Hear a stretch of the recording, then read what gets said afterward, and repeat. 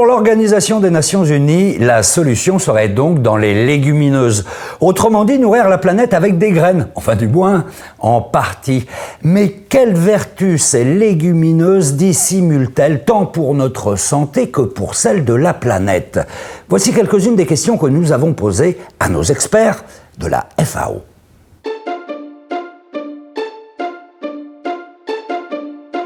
L'Assemblée générale des Nations unies a déclaré 2016 l'année internationale des légumineuses, suivant une recommandation de la FAO, pour donner plus de visibilité, plus d'importance, pour attirer l'attention de l'opinion publique, des producteurs et aussi des consommateurs aux bénéfices, aux avantages de cet aliment. Dans les dernières décennies, on les a oubliés à cause de plusieurs facteurs, parmi lesquels il y a un mode de vie frénétique, des mauvaises habitudes alimentaires, des habitudes alimentaires, de l'alimentation trop riche en protéines animales.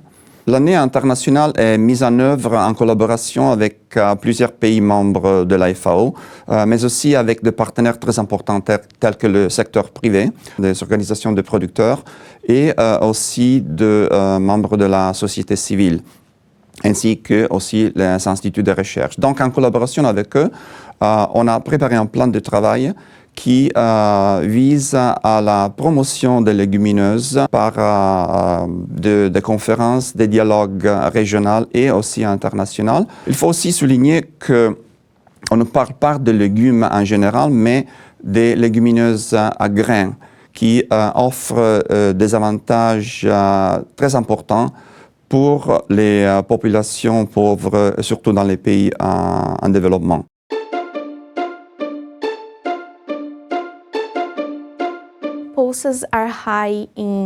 Les légumes secs sont forts en protéines et contiennent peu de graisse. Ils contiennent en moyenne 20 à 25% de protéines, mais les protéines végétales ne sont pas aussi complètes que les protéines animales. Cependant, en combinant les légumes secs à des céréales, on peut augmenter la qualité protéique des repas. Un autre bénéfice apporté par les légumes secs est leur teneur en fibres. Elles en contiennent beaucoup. Par exemple, des pois chiches cuits contiennent pour 100 grammes près de 9 grammes de fibres. Une teneur bien au-dessus de celle que l'on peut trouver dans du pain complet, par exemple, ou dans certains fruits et légumes, comme les pommes et la laitue. Les légumes secs sont généralement riches en vitamines et minéraux, comme de la vitamine B, du zinc, du fer. Cependant, elles contiennent aussi une quantité significative de facteurs antinutritionnels, qui sont des composants qui peuvent réduire l'absorption des minéraux par notre organisme. Donc, pour préparer les légumes secs, il faut les faire tremper dans de l'eau pendant 4 à 8 heures, les rincer, puis les faire cuire. De cette manière, on réduit non seulement la quantité de facteurs antinutritionnels, mais aussi le temps de cuisson et la propension des légumes secs à provoquer des flatulences.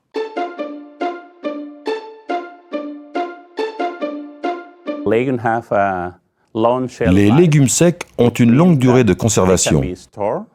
Ils peuvent être conservés sur le long terme sans perdre leurs propriétés nutritionnelles. De plus, ils peuvent être cultivés dans des zones très marginales, là où l'on ne pourrait pas cultiver autre chose.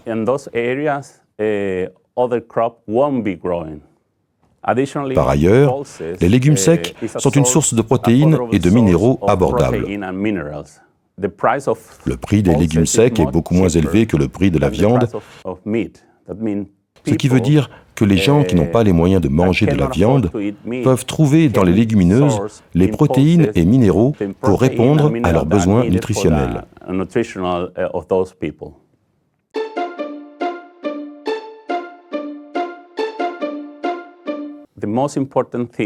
La donnée la plus importante est que les légumineuses sont capables de fixer l'azote.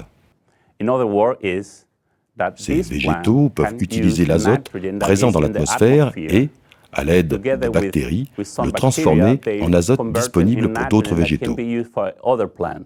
Les légumineuses sont aussi capables d'utiliser le phosphore présent dans le sol et de le rendre disponible pour d'autres végétaux. En fixant l'azote et en libérant le phosphore, les légumineuses contribuent à augmenter la fertilité du sol. Un autre élément très important, lorsque l'on cultive les légumineuses, elles augmentent la quantité de microbes présents dans le sol. Or, plus la diversité microbienne est grande, moins il y a de maladies qui se développent. Aussi, cela réduit la prolifération de mauvaises herbes, ce qui à terme est bon pour les cultures. Un avantage supplémentaire est que la culture des légumineuses réclame peu d'eau. Pour produire 1 kg de légumes secs, il faut moins d'eau que pour produire 1 kg de viande.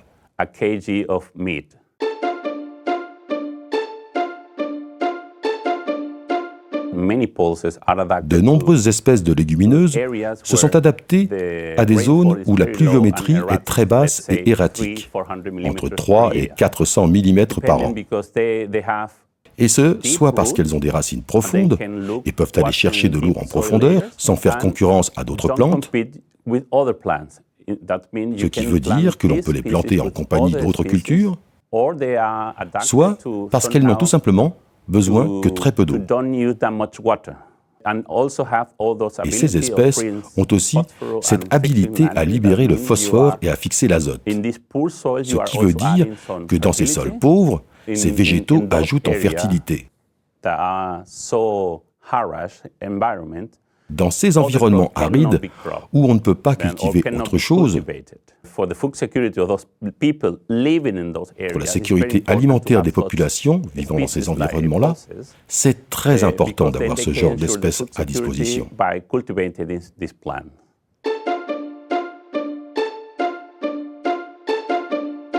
Dans l'état cru, la viande et les légumineuses ont le même contenu en protéines, 20 à 25%. Mais les viandes, ils ont des nutriments qui sont absents ou très faibles dans les légumineuses, comme la vitamine B12 ou la vitamine A, D et E. À l'autre côté, quand on regarde les légumineuses, eux, ils ont des nutriments qui sont absents dans la viande, comme le folate et les fibres. Les propriétés nutritionnelles font que les légumineuses peuvent diminuer le risque de certaines maladies, comme les maladies cardiovasculaires ou de diabète ou de cancer. Donc, la question se pose dans les pays où on mange beaucoup de viande. C'est tout à fait possible de remplacer une partie de viande par d'autres aliments, par exemple les légumineuses. Et le troisième aspect, c'est que pour l'environnement, les légumineuses, ils ont une empreinte en eau et en carbone beaucoup plus faible que les viandes, surtout si les viandes sont produites dans l'agriculture intense. Donc, on peut conseiller d'augmenter la consommation de légumineuses dans tous les pays, pas seulement pour la santé, mais aussi pour l'environnement. Et troisièmement, pour les pays où on mange beaucoup de viande, on peut tout à fait dire c'est possible de remplacer une partie de la consommation de viande par des légumineuses.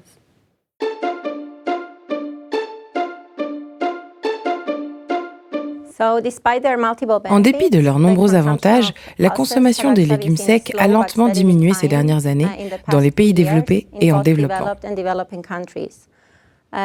Il existe de nombreuses initiatives politiques et programmes en nutrition et en agriculture qui peuvent aider à sensibiliser aux bienfaits des légumes secs et à accroître leur consommation. Par exemple, ajouter les légumes secs aux recommandations nutritionnelles de nombreux pays pourrait aussi aider à renforcer la consommation de légumes secs dans différents groupes de population. Investir dans le secteur des légumineuses au travers de la recherche et de l'innovation, par exemple utiliser de nouvelles formules alimentaires, aller vers la production de légumineuses qui seraient plus faciles à cuisiner. Cela pourrait mener à la production de plus de 350 000 produits différents à base de légumes secs, comme des pains, des céréales de petit déjeuner, des snacks. qui sont plus faciles à consommer par la population.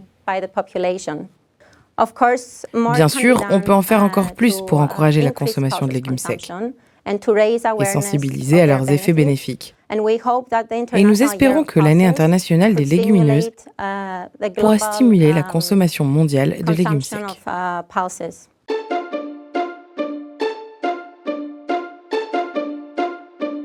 Aujourd'hui, le monde produit à peu près 80 millions de tonnes de légumineuses.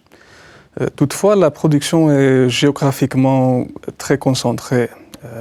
L'Inde, par exemple, est le premier pays producteur, représente à elle seule un quart de la production mondiale. Il y a plusieurs contraintes dans la production des légumineuses. Cela va des insectes à des maladies, au climat, à des précipitations incertaines, passant aussi par des contraintes institutionnelles, infrastructurelles. Il est de plus en plus évident que la clé pour augmenter la production de légumineuses à échelle mondiale est politique et non pas simplement technique. Dans beaucoup de pays, il y a des politiques agricoles qui accordent une préférence à la production et l'autosuffisance en céréales. La production de légumineuses a été systématiquement déplacée vers des zones marginales, laissant les zones fertiles à d'autres cultures. On a besoin surtout de politiques et de programmes appropriés pour renforcer les systèmes de production de légumineuses sur le terrain, pour encourager la commercialisation des légumineuses dans des systèmes commerciaux locaux et aussi pour renforcer des habitudes de consommation plus durables. Voilà, et avant de refermer ce dossier, une petite question pour vous. Lequel de ces trois aliments fait partie des légumineuses? Le riz, les lentilles ou la semoule de blé dur? Allez, un petit indice, certains en portent. Bon, je vous laisse digérer tout ça et pour répondre, c'est juste en dessous. Ah oui, et puis j'oubliais, si ce dossier vous a plu, n'hésitez pas à le partager avec vos amis sur Facebook et sur Twitter. Allez, ciao et à bientôt.